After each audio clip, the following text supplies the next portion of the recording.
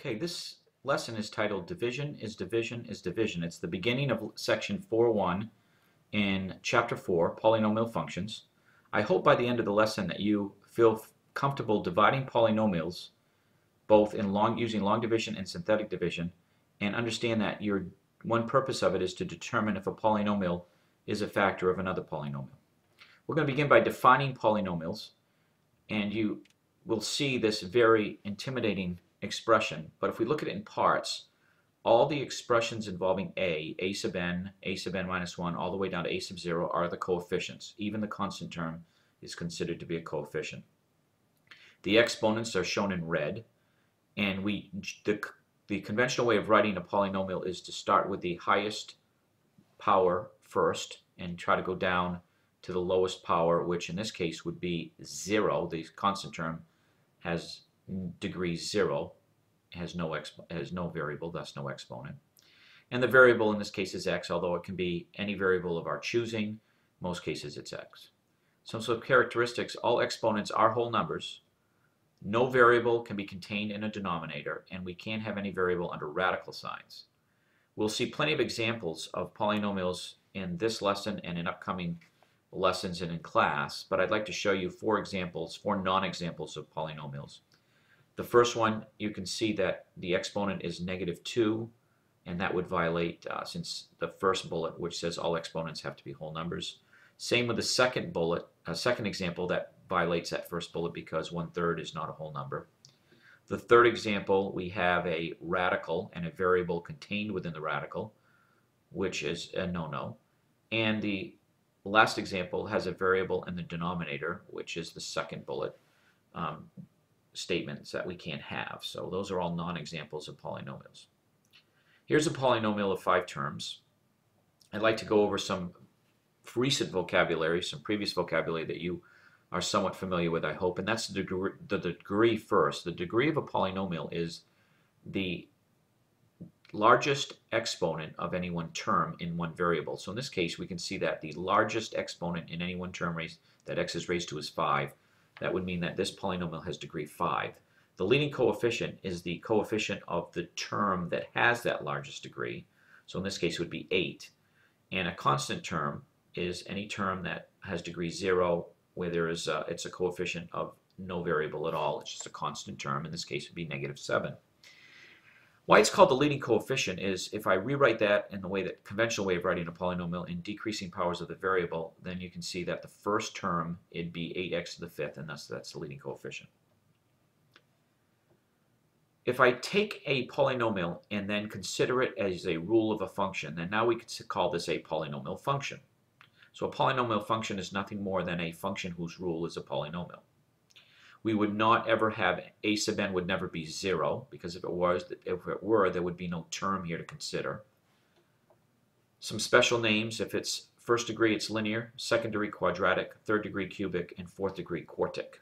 Those are some special names reserved for those polynomials with those degrees. Again, as I said at the beginning, we're going to try to help you understand that long division with polynomials is done very similar to numerical division.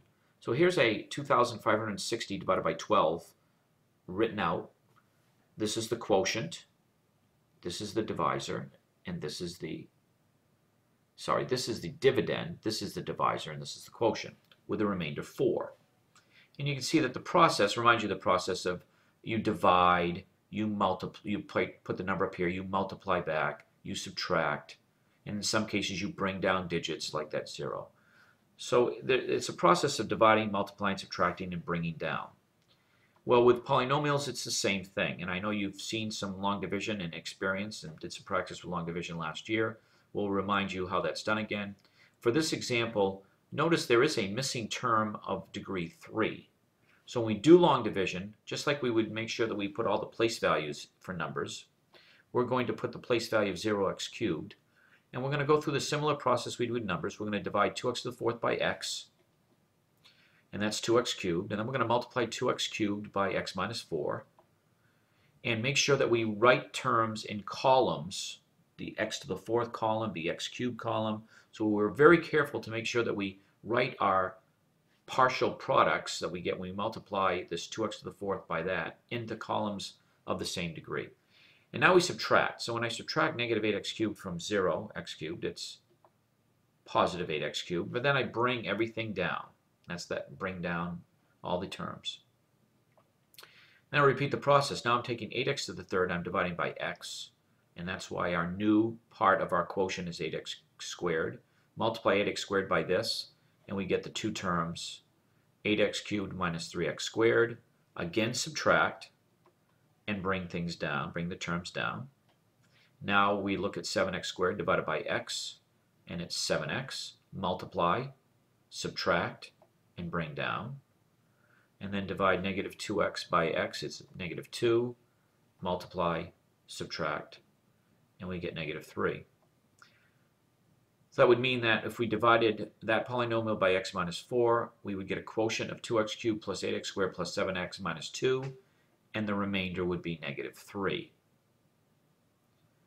Question is, what if we divided instead by a polynomial that was similar with coefficients, same coefficients for both variables, both polynomials that we're dividing, but the variable is different? Well, we'd get the same looking answer, except it'd be in terms of m. And if we divided a polynomial with the same coefficients but different variables in v, we'd get a very similar quotient and the same remainder. If we did it in a, again, same thing. So you notice as I've gone through these slides, the only thing that's changing is the variable, but the coefficients are staying the same. So some brilliant soul saw that at one point in mathematical history and said, listen, we can streamline this long division as long as we kind of ignore the variables and just do the division with the coefficients. We could realize and then reattach the variables at the end. We can get this division done with not as much of a hassle and taking not as much room and not being distracted by those variables. And that's synthetic division. And you might remember how we set this up. Because we're dividing by x minus 4, 4 is placed in this little box. All the other coefficients from the dividend are detached and placed here. If you're wondering about the 0, remember it's taking the place of 0x cubed, which would not change the value of that dividend at all, but would represent all the degrees decreasing from 4 down to 0. We bring down the 2, multiply by 4. I know this is a reminder to you from last year. Multiply by 4, remember we place that under the 0. And now instead of subtracting, we add 8. And then we multiply 8 by 4 again, so now we consider this multiplied by 4. So it's a similar modified process to long division, but because we're only considering the coefficients, we kind of change the operations a little bit. So it's 8 times 4 is 32, add 7. 7 times 4 are 28, add negative 2. And our last multiplication would be negative 2 times 4 is 8, negative 8, and that sum is negative 3. And this kind of similar to what the authors in the book do, I kind of set up a little box here to designate that's our remainder. So when we reattach these numbers to as coefficients to our variable x, we get the same quotient we got before. What I do want to mention before we leave this is that, as you might remember, synthetic division works when we're dividing, when the divisor is of the form x minus c. Now, if this in this case was x minus 4, we put a 4 here. If it was x plus 9, we would have put a negative 9 here. But it can only be when we're dividing by a linear divisor like that.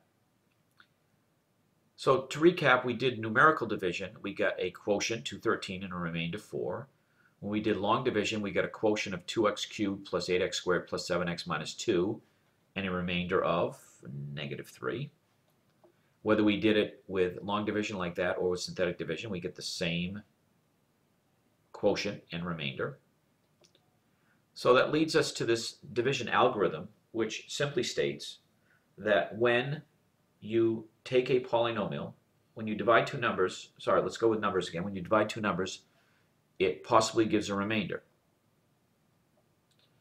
If there is no remainder, if the remainder is 0, then it means that the divisor and the quotient are factors. So if this came out to be 0 here, we would realize that whatever we had in our quotient area of our long division, that multiplied by 12 would produce 2,560, which would mean that we'd say 12 goes into 2,560 evenly That's what, you might remember saying something like that.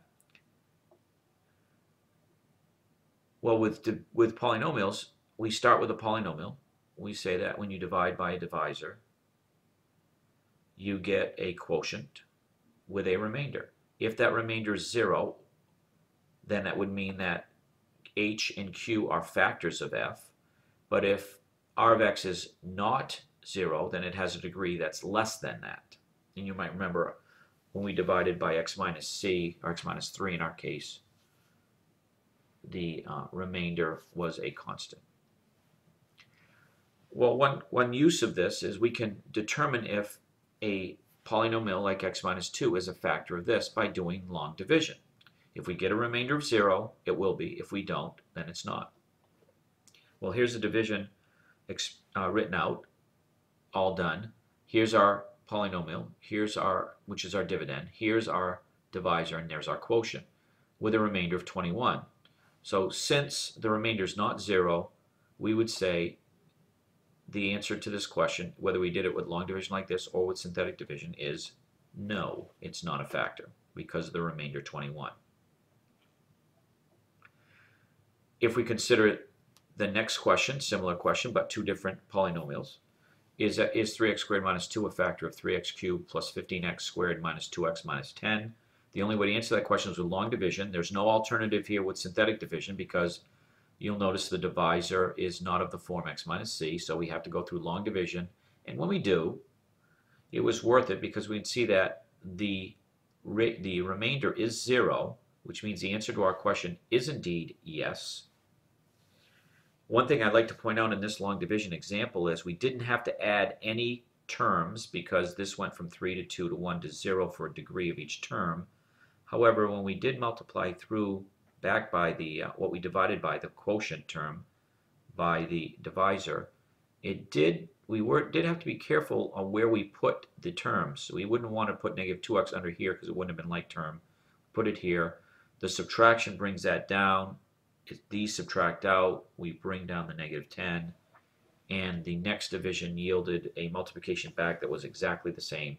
Thus, 3x squared minus 2 is a factor of 3x cubed plus 15x squared minus 2x minus 10. It goes in evenly, no remainder of 0. So feel free to look through this again. I hope you can come to class the next day on Monday by being sure that you can divide polynomials both using synthetic division and long division, and then use that to determine if polynomials are factors of other polynomials.